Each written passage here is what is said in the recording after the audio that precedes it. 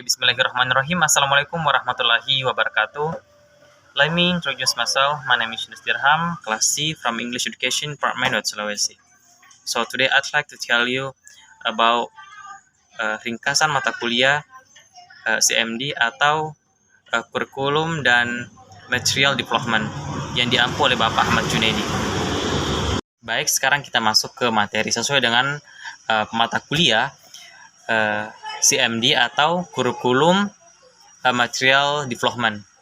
Nah, di sini kita akan membahas tentang kurikulum, yaitu kurikulum yang dimaksud di sini adalah kurikulum yang dipakai di Indonesia sekarang. Ini adalah kurikulum Merdeka.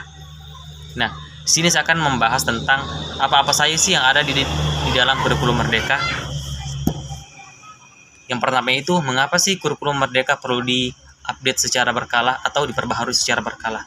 Nah, pembaharuan kurikulum Merdeka dilakukan secara berkala karena seiring dengan pengetahuan dan teknologi terus berkembang pesat. Nah, kurikulum harus selalu diperbaharui agar siswa dapat mempelajari materi yang relevan dan sesuai dengan perkembangan terkini. Dan juga dapat beradaptasi terhadap perubahan sosial dan budaya juga, mempengaruhi konten dan metode pembelajaran dalam kurikulum. Kurikulum yang tidak beradaptasi dengan perubahan ini akan menjadi kurikulum yang ketinggalan zaman. Dalam dunia kerja pun, terutama seiring dengan perkembangan zaman. Oleh karena itu, kurikulum perlu disesuaikan untuk mempersiapkan siswa dengan keterampilan dan pengetahuan yang relevan untuk dunia kerja, serta meningkatkan mutu pendidikan. Update kurikulum juga bertujuan untuk meningkatkan mutu pendidikan, evaluasi, dan perbaikan kurikulum dapat membantu meningkatkan kualitas pendidikan. Dan yang terakhir, menghargai keunikan individu. Kurikulum Merdeka mempertimbangkan perbedaan individu dalam proses belajar, sehingga pembaharuan kurikulum dapat membantu dalam memenuhi kebutuhan belajar siswa setiap individunya. Dan yang kedua, struktur kurikulum Merdeka.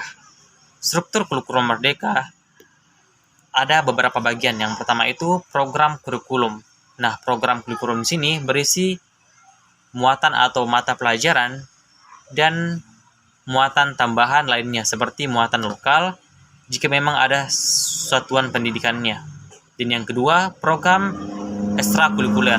Nah, kegiatannya tetap diadakan pada pembelajaran dengan kurikulum Merdeka. Pelaksanaan dapat dikembangkan oleh suatu satuan pendidikan sesuai dengan kapasitas dan minat karakteristik murid. Mungkin ekstrakurikuler yang ada saat ini tuh bisa dari pramuka atau PMR. Berikutnya adalah proyek penguatan profil belajar Pancasila. Nah, proyek penguatan profil Pancasila di sini adalah pembelajaran berbasis proyek yang diajukan sebagai penguatan profil pembelajaran Pancasila. Dan yang keempat adalah asesmen. Nah, asesmen pengumpulan dan pengolahan informasi untuk mengetahui kebutuhan belajar, perkembangan, dan pencapaian hasil belajar. Dan yang kelima adalah alokasi waktu. Ada 3 alternatif model pembelajaran yang dapat diadaptasi, yaitu model reguler, model blok, dan model kolaborasi. Dan yang keempat adalah perangkat ajar.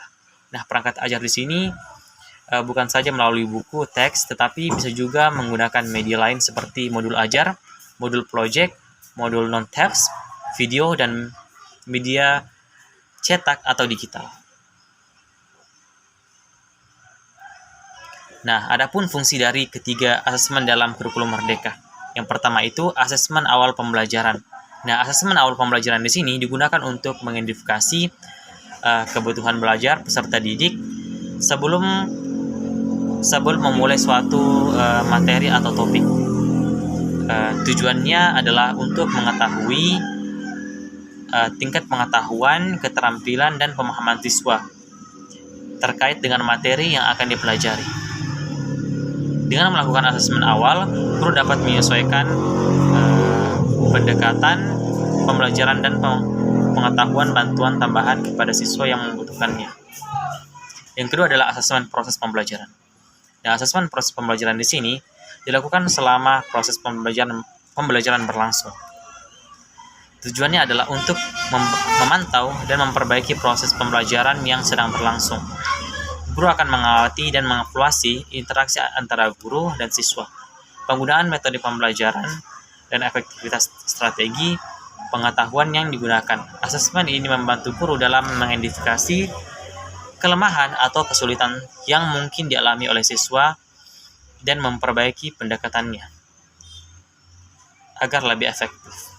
Yang ketiga adalah asesmen akhir. Asesmen akhir pembelajaran dilakukan setelah siswa menyelesaikan suatu materi atau topik pembelajaran.